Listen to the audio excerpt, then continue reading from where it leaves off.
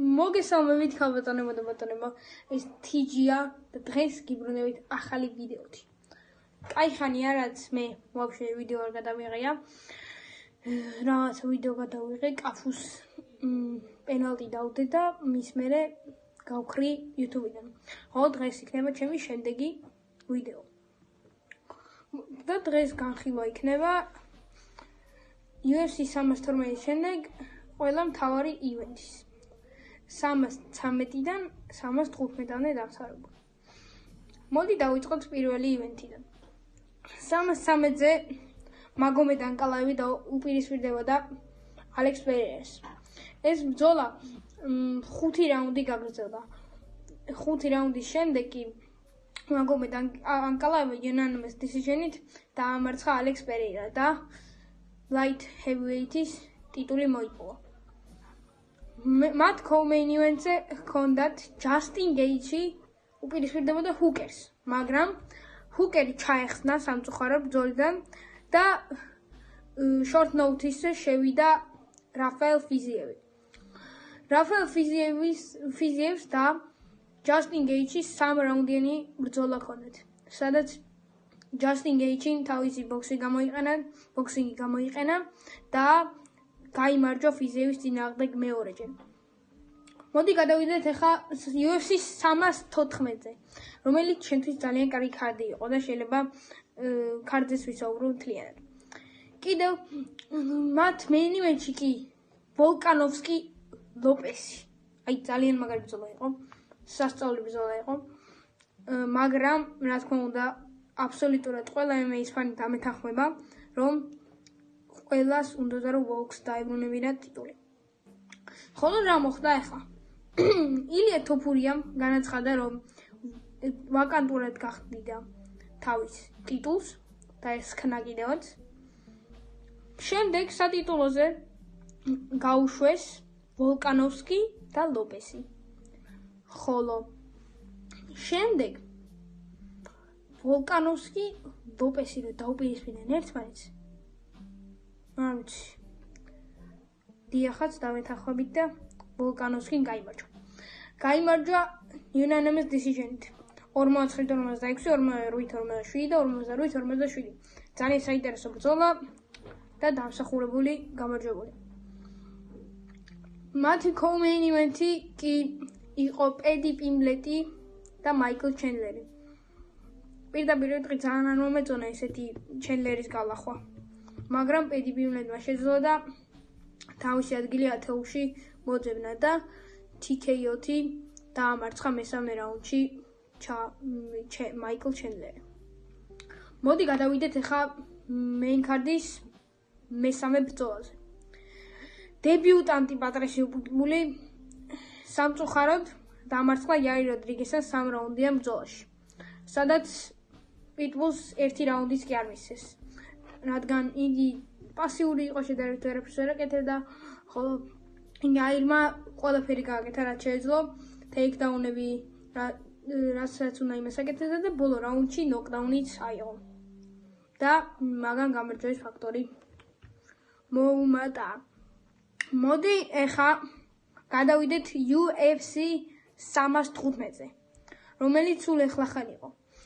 ამ ბრძოლაზე კი ბევრი რამ იყო დამოკიდებული. welterweight-ში ბელალ მუჰამედი დაუპირისპირდებოდა ჯაკ დელა მატალინას. და ამ ქარდის თლიანი ბრძოლები იყო თოფურიაზე, მახაჩევზე და welterweight-ის, lightweight-ის ბელტზე.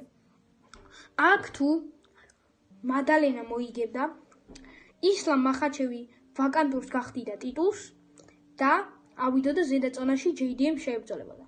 ხოლო თუ ბელალ მუჰამედი მოიგებდა, UFC ილია თოფურიას დაპირდა, რომ საჩემპიონო ბრძოლაზე გაუშვებდნენ ისლამ მახაჩევთან. ხოლო ესე მოხდა ჩვენი დაპირისპირება. ბელალ მუჰამედმა unanimous decision-ი ვერ წამოიღო. ჯაკ დელა მატალინამ მოუგო მას ძალიან დამსახურებულ ბრძოლაში. სკორი ქარდები კი ესეთი იყო: 48-47, 48-47 და 49-46. ამ ბრძოლაზე კი ის მოხდა, შემდეგ დენა ვაიტი გამოვიდა თავისი live ჩართვით და თქვა, რომ ილია თოფურია UFC 317-ზე დაუპირისპირდა ჩარლზ ოლივერას. და რა თქმა უნდა, ვაკანტოს ხდიდა ბელტს ისლამ მახაჩევი და ადიოდა ზედა წონაში. ხოლო მას გვასწავლდა ცოტა ხანიში. ასევე მან განაცხადა, რომ დრიკუს დუპლესი დაუპირისპირდება ხამზატ ჩიმაევს UFC 319-ზე. ძალიან საინტერესო ბრძოლა იქნება, ძალიან. და კიდევ მან თქვა, რომ ჯონ ჯოუნსი იცხოვებდა ამ ფინალთან. ეგ heavyweight-ის ბრძოლა შედგება. და დიახ, იმედი მაქვს შედგება. მაგრამ ჩემი აზრით მოიგებს რა. აფსპინალი მოუგებს, მაგრამ ჩემი აზრით რატომაც არ აკეთებს დენა ამ ფაიტს, იმიტომ რომ იცის რომ ტომას პინას ყველა ყავს დამარცხებული და pay-per-view-ები აღარ გაეყიდება. და ეგ არის რა, იმიტომ რომ ასპინალი მაშინ დაელოდოს და ელოდოს ვინა მოაქვემოდან და ასე შემდეგ. თორე heavyweight-ში სიროგან შეახვედრებენ და ალმეიდას და მორჩა ასპინალის დაცვევიდან. რა ვიცი რა, არ შეიძლება ჩემი აზრით ესე რა. თან უფუჭებს კარიერას რა ესე დენა რა და ერთ-ერთი სუპერ ვარს ყავს რომ ესე უფუჭებ კარიერას რა ძალიან ცუდია. მოკლედ კიდევ ოებლოემა განაცხადა რომ დიდი სიახლეები მაქვს, ხოლო ამას ცოტა ხანში გაიგებთ. ეს მე გამიკვირდა, მაგრამ პირდაპირ ვამბობ რომ დენა ვაითი ცოტა ხანში ან დაახლოებით 10 დღეში ან ერთ კვირაში გამოვა და ერთ live ჩართვას კიდე გააკეთებს. და იტყვის რომ ევლოევი დაუპირისპირდა ვოლკანოვსკის. მოდი ვაღიაროთ. ორი აზრი არის. ხოლო კიდევ ასევე არის იმის შანსი რომ მე ილია თოფურიამ თუ გაიმარჯვა შარლსთან ავიდეს ველთერში. ანუ ჩემი აზრით ახლა ესე დალაგდება. ილია მოუგებს ჩარლს. რა თქმა უნდა. ჩემი აზრით ზედა წონაში მაინც მახაჩევი გაიმარჯვებს. ბევრი იძახის რომ ბევრი რა ჩემი მეგობრები იძახიან რომ ძალა გამოეცლება ველთერში რო ავაო და ჩემი აზრით არ ამგონია მე რა ეგარა. ხო და შემდეგ ესე დალაგდება. ილია თოფურიამ თავიდანვე თქვა რომ იგი აპირებდა ველთერში ასვლას. ხოლო ველთერში ეხა სპეციალურად უნდათ რომ ველთერში გახადონ ისლამ მახაჩევი თოფურია. მაგრამ არ ვიცი რა, ჩემი არ ძალიან გაუჭირდება ილია თოფურიას ველთერში ასვლა.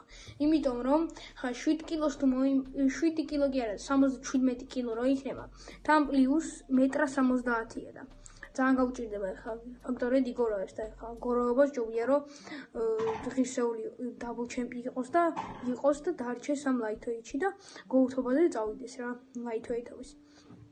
და ჩემი აზრი ეს არის ყველაფერი განმოგეცით მაყურებელს. ძალიან გთხოვთ რომ გამოიწეროთ ეს სახე და დალაიქოს ვიდეო. აბა მომავალ შეხვედრამდე. გისურვებთ წარმატებებს.